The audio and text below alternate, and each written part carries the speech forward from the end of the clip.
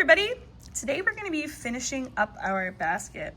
So if you get to the end of your basket, you'll probably have a little bit of an end here. And the first thing you're going to want to do is tuck that end in nice and neat. So what I'm going to do is just find a spot. I think right here looks good. I'm just going to take it.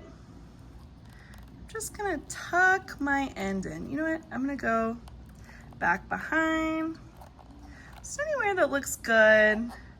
Just tuck it in so that it's nice and tight. So there we go. It's tucked in. Now, one thing I did before I got started was I cut the spokes of my basket. They're a little longer than my finger, maybe about 4 or 5 inches. And I also soaked my basket so it's nice and wet. So you can see when I bend my spokes, they bend really nicely. See that curve? That's what you're looking for. If your spokes look angular at all, like a triangle, you haven't soaked it long enough. So make sure your spokes are nice and wet. There's 2 different ways to end a basket.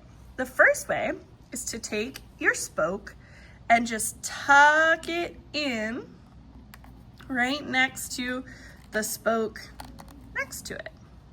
So I just took it and I tucked it in there, and I would just go around, go to the next one, and I'm gonna tuck it in right next door, take it and tuck it in, just like we learned when we were adding a new weaver to our basket.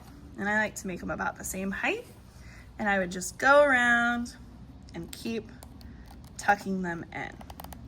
This is nice if you want kind of like a flower petal top. And one thing you could also do is right before you tuck the spoke, you could add a bead or several beads before you tuck it. And that way, when you tuck it in, you could have like a bead pattern going. Let's do one more like that. Another red bead.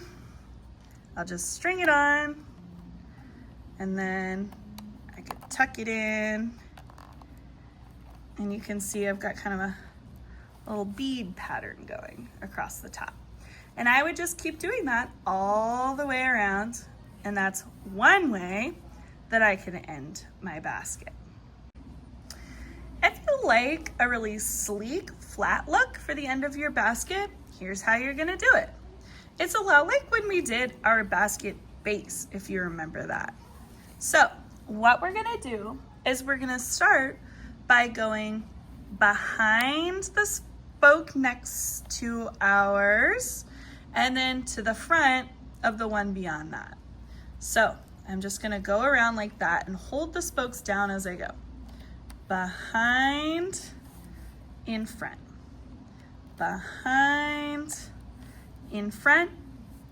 Behind, in front. Behind, in front. Behind, in front. Behind, in front. And I'm going to keep going around. Remember, your basket needs to be soaked so that your spokes are nice and bendy.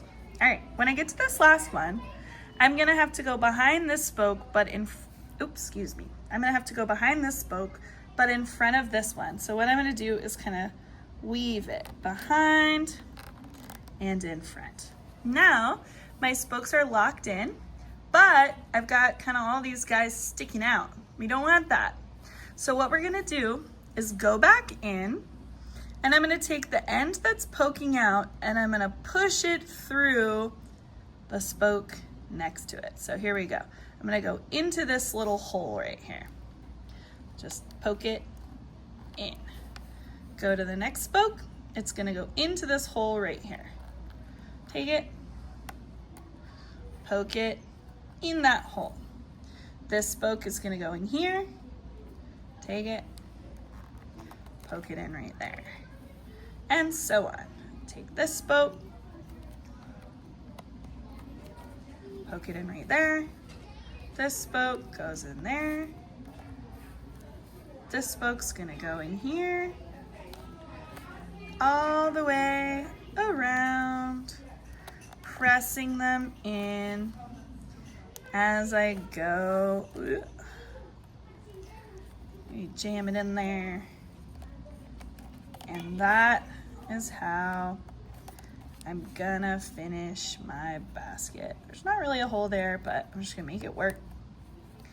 And voila, there's that top. If you like a more rounded looking top to your basket. And that is that. Ta-da!